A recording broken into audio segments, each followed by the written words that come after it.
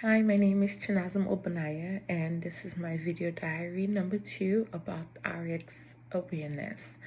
After watching the video as well as reading the article on the CDC website, it is very apparent that opioid addiction is very real and people are dying in large numbers on a daily basis. It brings it to the forefront of your mind that all it takes is for one pill. That is all it takes, one pill for things in your life to change. It takes one prescription that you take for you to be able to lose everything. And you never really think about it. It's kind of like, something happens, you get into an accident, and you're prescribed, a medication, and not even thinking that that one medication that you have taken or you're about to take is about to change the trajectory of your whole entire life. But one of the easiest things for me to be able to discern from this whole campaign is that there's hope. A lot of times, if you're the addict and you're the one that's addicted to opioid, you might feel hopeless.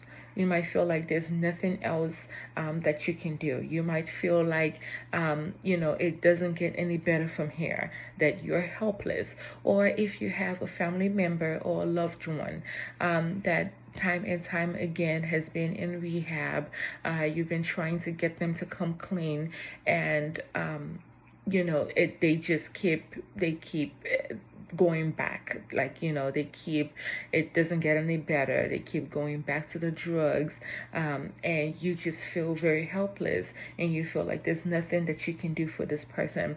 One of the things that I felt very, very strongly was very easy for me to discern, was that just the fact that there's hope. Do not give up. And person might keep falling over and over again, but don't give up. There are rehab centers. You keep helping them. And even if that person is you as an individual, and you feel like, you're never going to get better. You've been addicted to opioids for, quite a number of time now, there's hope. Don't feel helpless. Don't feel hopeless. Don't feel like you're the only one. Don't feel like nobody understands. Don't feel like you're gonna die being an addict. The idea that there's hope, and for you not to give up, just hang on a little longer, is pretty much something that I felt, that I kept feeling, or that was easy for me to at least be able to understand, watching the video, as well as looking through the website, that one of the main things that this campaign was very strong on was to be able to give hope to those that felt like there was no hope, or that were starting to feel helpless.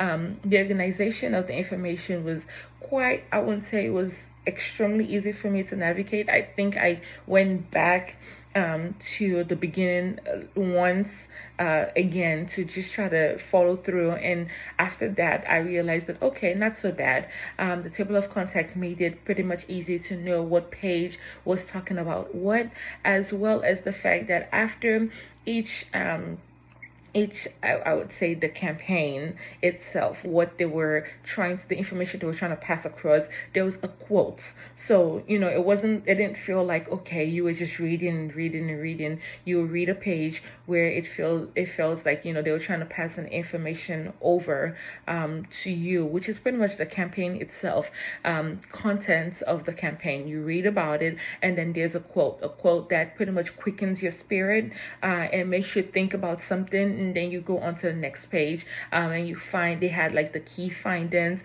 that were broken down into like the in-depth interview they had, online survey, the digital analytics, all those. Pretty much after going through it, after looking through it a second time, it wasn't so bad to navigate. I don't think that somebody that wanted to go through it will look at it and be like, oh crap, I don't understand what's going on here. I think it's pretty self-explanatory. I didn't have such a hard time, but I did go back again to the beginning to try to follow through to understand, okay, what am I looking at?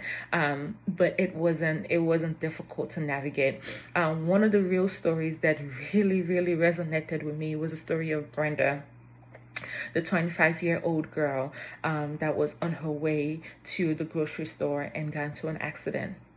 And due to the accident, she saw several doctors and neurologists, and she was prescribed an opioid. And from that day on, everything pretty much changed for her.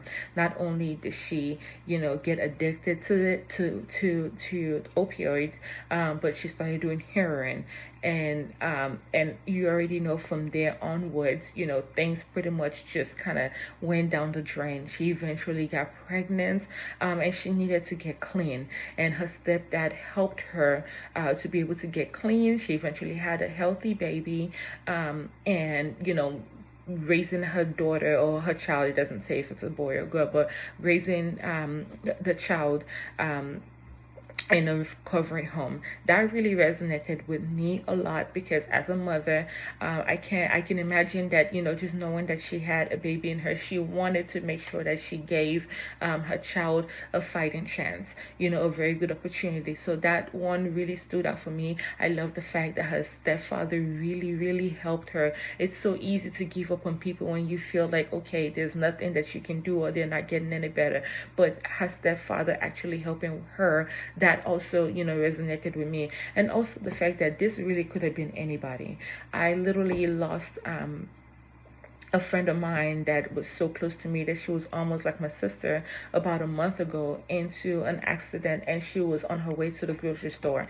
And so I'm just thinking to myself that, if she had made it through and somehow was prescribed opioids, could she had actually been addicted? But it is very real out there.